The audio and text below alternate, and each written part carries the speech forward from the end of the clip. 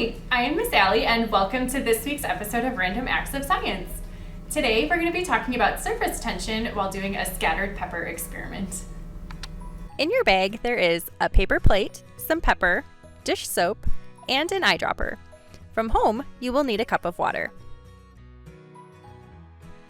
To begin, you might want to find a place where it's okay to spill a little water. Fill your paper plate with water until it is about 1/4 to 1/2 inch deep.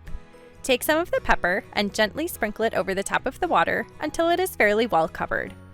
When you're ready, use the dropper to get a small amount of the dish soap. Add 1 drop into the center of the plate and watch what happens next. Pretty cool! How this works. When water is poured onto the plate, the water molecules on top bond together to form a sort of dome, which is known as surface tension. The pepper is light enough to not disturb the surface tension, which is why it floats.